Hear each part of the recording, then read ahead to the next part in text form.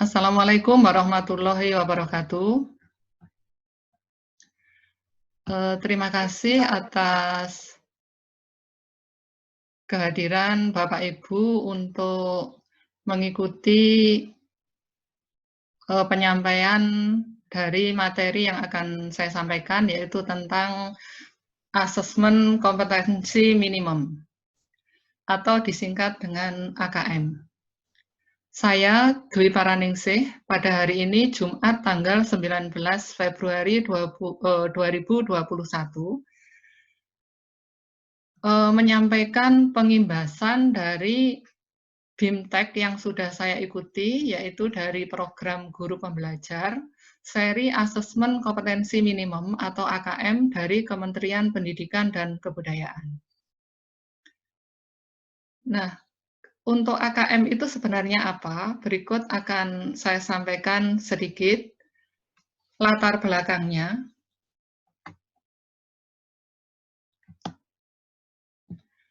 Nah, dari hasil PISA membuktikan kemampuan belajar pada siswa pendidikan dasar dan menengah kurang memadai. Pada tahun 2018, sekitar 70% siswa memiliki kemampuan literasi membaca di bawah minimum. Sama halnya dengan keterampilan matematika dan sains, 71% siswa berada di bawah kompetensi minimum untuk matematika dan 60% siswa di bawah kompetensi minimum untuk keterampilan sains. Skor PISA Indonesia stagnan dalam 10-15 tahun terakhir. Kondisi ini menyebabkan Indonesia menjadi salah satu negara yang konsisten dengan peringkat hasil PISA yang terendah. Bagaimana pendapat Anda? Menanggapi kondisi tersebut, reformasi asesmen diperlukan guna mendorong peningkatan kualitas pembelajaran. Kebijakan asesmen nasional dilakukan oleh pemerintah. Di sini pemetaan mutu pendidikan secara menyeluruh dibutuhkan. Untuk itu pada tahun 2021, asesmen nasional akan resmi diterapkan oleh Kementerian Pendidikan dan Kebudayaan dan ujian nasional tidak lagi diberlakukan. Kebijakan ini ditetapkan berdasarkan hasil koordinasi Kementerian Pendidikan dan Kebudayaan dengan sejumlah dinas dan lembaga terkait. Dalam hal ini, asesmen nasional diterapkan untuk mengevaluasi kinerja dan mutu sistem pendidikan. Nantinya, hasil asesmen nasional tidak memiliki konsekuensi apapun pada pencapaian proses belajar siswa, namun memberikan umpan balik untuk tindak lanjut pembelajaran dan kompetensi siswa. Nah, apa pentingnya asesmen nasional? Keberhasilan sistem pendidikan lebih difokuskan pada pencapaian kompetensi siswa yang meliputi pengetahuan, keterampilan, dan sikap. Nah, kompetensi siswa itu terdiri dari kecakapan hidup abad 21, yaitu di situ ada kecakapan belajar dan berinovasi, kemudian ada kecakapan menggunakan teknologi informasi, kecakapan hidup untuk bekerja dan berkontribusi pada masyarakat. Kemudian, selain itu juga siswa itu harus mempunyai profil pelajar Pancasila. Profil pelajar Pancasila itu mencakup beriman, bertakwa kepada Tuhan Yang Maha Esa dan berakhlak mulia, mandiri, bernalar kritis, berkebinekaan global, bergotong royong, kreatif. Nah, dari dua hal tadi, dari kecakapan hidup abad 21 dan profil pelajar Pancasila, itu akan membentuk kompetensi siswa. Nah, kompetensi siswa ini akan terukur melalui asesmen nasional, yaitu berupa asesmen kompetensi minimum, survei karakter, dan survei lingkungan belajar. Jadi ada 3 hal yang tercakup dalam asesmen nasional. Nah, di sini kalau secara pengertian asesmen nasional itu adalah program penilaian terhadap mutu setiap sekolah, madrasah, dan program kesetaraan pada jenjang dasar dan menengah. Mutu satuan pendidikan dinilai berdasarkan hasil belajar siswa yang mendasar, yaitu literasi, numerasi, dan karakter, serta kualitas proses belajar mengajar dan iklim satuan pendidikan yang mendukung pembelajaran.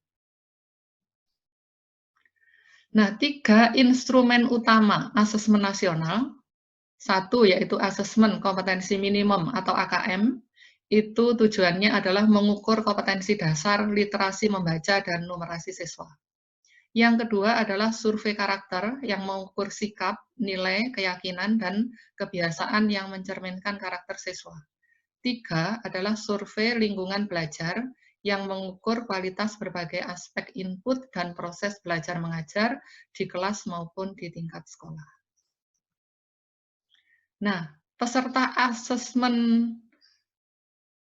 atau peserta AKM itu siapa saja, yaitu seluruh satuan pendidikan. Tidak semua murid, pemilihan sampel secara acak, diambil dari kelas 5, kelas 8, kelas 11, dan setiap peserta mengerjakan tes literasi membaca, tes literasi numerasi, survei karakter, dan survei lingkungan belajar. Untuk saya itu berada di lingkungan SMK, jadi ikut yang bagian bawah. Untuk AKM itu dilaksanakan 2 hari. Hari pertama adalah literasi 90 menit dan survei karakter 30 menit. Kemudian hari kedua adalah tes numerasi 90 menit dan survei lingkungan belajar 30 menit. Itu adalah jadwal untuk AKM. Kemudian kalau dibandingkan antara asesmen nasional dengan ujian nasional, itu ada beberapa kriteria di sini yang dibandingkan. Yang pertama tujuannya. Tujuan pelaksanaan di sini untuk asesmen nasional untuk mengevaluasi mutu terkait sistem satuan pendidikan. Kalau ujian nasional itu tujuan pelaksanaannya untuk mengevaluasi capaian hasil belajar murid secara individu. Kemudian jenjang penilaiannya, kalau asesmen nasional itu adalah SD, SMP, SMA, SMK, program kesetaraan jenjang dasar dan menengah. Untuk ujian nasional itu hanya SMP, SMA, dan SMK. Kemudian untuk level siswa, kalau asesmen nasional, siswa kelas 5, kelas 8, dan kelas 9, sedangkan ujian nasional tingkat akhir pada setiap jenjang. Kemudian subjek siswa, kalau asesmen nasional itu adalah survei siswa dipilih secara acak untuk mengikuti asesmen nasional. Kemudian kalau ujian nasional adalah sensus semua siswa mengikuti ujian nasional. Kemudian model soalnya, kalau asesmen nasional adalah pilihan ganda kompleks, menjodohkan, isian singkat, dan uraian. Kemudian kalau ujian nasional adalah pilihan ganda dan isian singkat untuk matematika, SMA, dan SMK. Kemudian sasaran penilaiannya kalau asesmen nasional adalah kompetensi literasi, numerasi, dan karakter, serta kualitas dan iklim satuan pendidikan yang mendukung pembelajaran. Kalau ujian nasional adalah penguasaan terhadap mata pelajaran. Kemudian metode penilaiannya, kalau asesmen nasional menggunakan computerizer multi-stick adaptive testing, tapi kalau ujian nasional, computer based test dan paper based test. Itu kalau dibandingkan antara asesmen nasional dan ujian nasional. Nah, kemudian asesmen nasional, karena fokus kita adalah asesmen nasional, di situ ada 2 bagian, yaitu asesmen literasi membaca dan asesmen numerasi.